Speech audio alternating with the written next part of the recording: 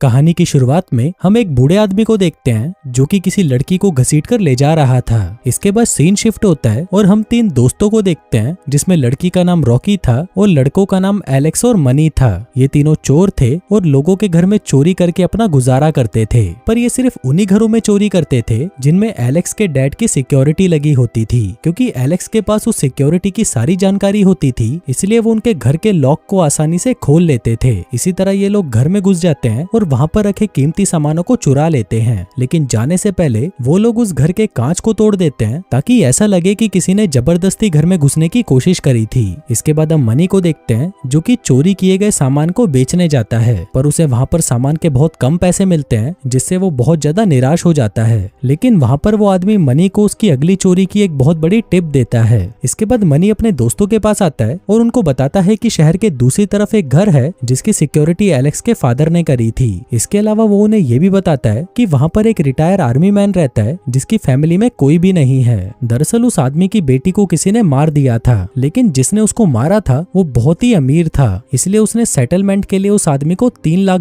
दिए थे और ये पैसे उसने उस आदमी को कैश में दिए थे। अभी सुनकर वो सभी उन $3 लाख को लूटने का प्लान बनाते हैं, लेकिन एलेक्स इस चोरी को करने से मना कर देता है और कहता है कि हमने पहले ही डिसाइड किया था कि हम कैश नहीं चुराएंगे। पर अपने दोस्तों के बहुत ज्यादा फोर्स करने पर एलेक्स ये काम करने के लिए मान जाता है। इसके बाद हम रॉकी के पेरेंट्स को देखते हैं जो कि दिन रात बस नशा ही करते रहते थे। उनके नशे की आदत की वजह से रॉकी हमेशा परेशान रहती थी और वो अपनी छोटी बहन के साथ उनसे बहुत दूर कैलिफोर्निया जाकर शिफ्ट होना चाहती थी। अब फाइनली ये लोग उस बूढ़े आदमी के घर पर नजर रखना चालू कर देते हैं और इसी दौरान उनको पता चलता है कि वो बूढ़ा आदमी देख भी नहीं सकता। इस पर मनी उन्हें बताता है कि जब इस आदमी की इराक में पोस्टिंग थी तो वहाँ जंग में इसने अपनी आंखें खो दी थी। अब इनके लिए तो चोरी करना और भी आसान हो चुका था, क्योंकि किसी अंधे आदमी के घर पे चोरी करने में क्या ही मुश्किल आ सकती है। अब अगली रात ये लोग फाइनली उसके घर के अंदर घुस जाते हैं और अंदर जाते ही वो सबसे पहले उसके पाले हुए कुत्ते को बेहोश कर देते हैं। फिर जब एलेक्स उस घर के दरवाजे को खोलने की कोशिश करता है तो वो उस दरवाजे को खोल नहीं पाता, इसलिए ये लोग खिड़की तोड़ देते हैं, जिससे 30 सेकंड का काउंटडाउन शुरू हो जाता है और 30 सेकंड बाद घर का अलार्म बजना शुरू हो जाएगा। पर टाइम होने से पहले ही रॉकी उस अलार्म को बंद कर देती है। इसके बाद मनी उस बूढ़े आदमी के रूम में जाता है और वहाँ पर स्लीपिंग गैस छोड़ देता है ताकि वो आदमी सोता रहे।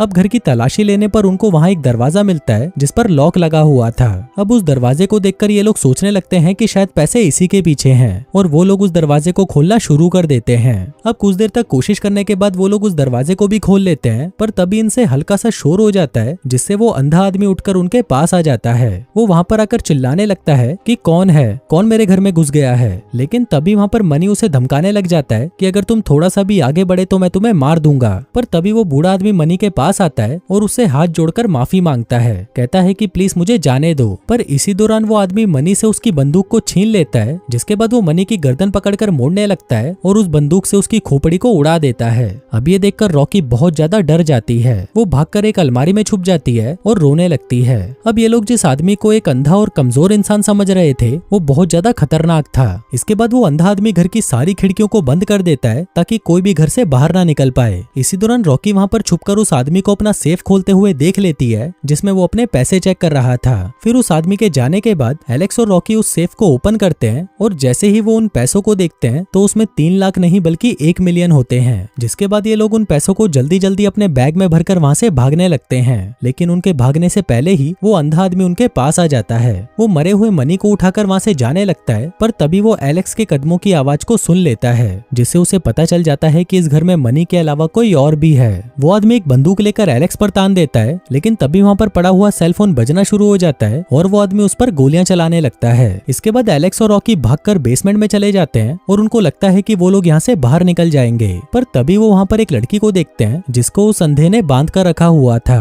वो लड़की उन दोनों से मदद मांगती है और वो उनको एक न्यूज आर्टिकल दिखाती है, जिसको पढ़कर उनको पता चलता है कि इस लड़की का नाम सिंडी है जिसने उस अंधे आदमी की बेटी को कार से टक्कर मारी थी और तब से उस आदमी ने उसे यहीं पर बांध कर रखा हुआ है। अब इसके बाद वो दोनों सिंडी को उस रस्सियों से खोल देते हैं और उसे लेकर वहाँ से बाहर भागने लगते हैं। पर तभी वहाँ पर वो अंधा आ जाता है और उनके ऊपर गोलियां चलाना शुरू कर देता है। इसी दौरान एक गोली सीधा जाकर सिंडी को लगती है और उसकी वहीं पर मौत हो जाती है। इसके बाद वो अंधा आदमी सिंडी के पास आता है और जब वो देखता है कि सिंडी मर चुकी है तो वो वहीं पर जोर जोर से चिल्लाने लगता है। इसके बाद उस आदमी को और भी ज्यादा गुस्सा आ जाता है और फिर वो घर की सभी लाइटों को बंद कर देता है, क्योंकि इससे वो आदमी उन लोगों को और भी आसानी से पकड़ पाएगा। इसके बाद वो उन दोनों के पीछे पड़ जाता है, जिस दौरान वो एलेक्स को भी पकड़ लेता है। फिर वो उसे मारने ही वाला था, पर तभी उसे पता चलता है कि उसके बंदूक की गोलियां खत्म हो चुकी हैं। वहीं एलेक्स इसी चीज का फायदा उठाता है और वो अंधे आदमी को पीछे धक्का देकर नीचे गिरा देता है। इसके बाद वो दोनों ऊपर के फ्लोर की तरफ भागते हैं और ऊपर पहुंचते ही वो देखते हैं कि उनके सामने वही कुत्ता था जिसको उन्होंने शुरुआत में बेहोश कर दिया था।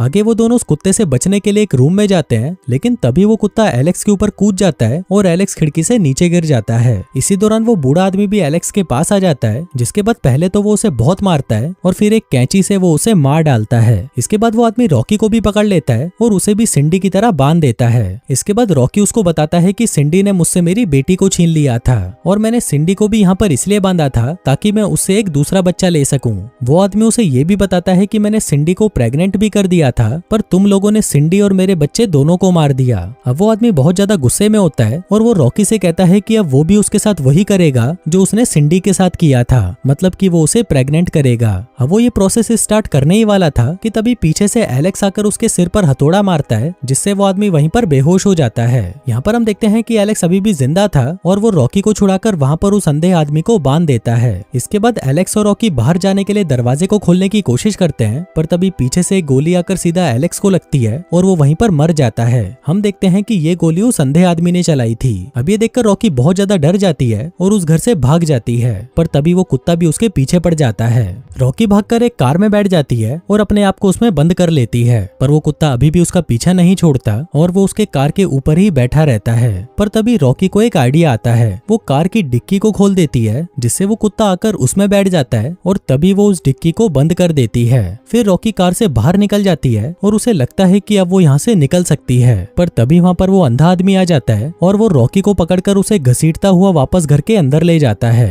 और ये वही सीन था जहाँ से हमारी कहानी की शुरुआत हुई थी। अब वो आदमी रॉकी को भी मारने ही वाला था कि तभी रॉकी को फिर से एक आइडिया आता है और वो घर के सभी अलार्म्स को ऑन कर देती है, जिससे हर तरफ शोर हो जाता है और वो अंधा आदमी कंफ्यूज हो जाता है कि रॉकी कहाँ पर है। अब इसी चीज का फायदा उठाकर रॉकी उस आदमी को बहुत बुरी तरह मारती है और फिर उसे मारकर नीचे बेसमेंट में फेंक देती है, जिसके बाद पुलिस के आने से पहले वो पैसे लेकर वहाँ से भाग जाती है। अब यहाँ से सीन शिफ्ट होता है और कुछ दिनों बाद हम देखते हैं कि रॉकी और उसकी छोटी बहन कैलिफोर्निया जा रही थी, पर तभी रॉकी वहाँ पर एक न्यूज में देखती है कि वो अंधा आदमी बच गया है और अभी भी जिंदा है। फिर हॉस्पिटल जाने से पहले वो आदमी सबको बताता है कि उसके घर में चोरी करने सिर्फ 2 ही लोग आए थे जिनको वो मार चुका है। इसके अलावा वो ये भी बताता है कि उसके घर में कुछ भी चोरी नहीं हुआ। अब ये देखकर रॉकी को थोड़ा अजीब तो लगता है, लेकिन इसके बाद वो अपनी बहन को लेकर वहाँ से चली जाती है। और दोस्तों, इसी के साथ ही ये कहानी यहीं खत्म हो जाती है।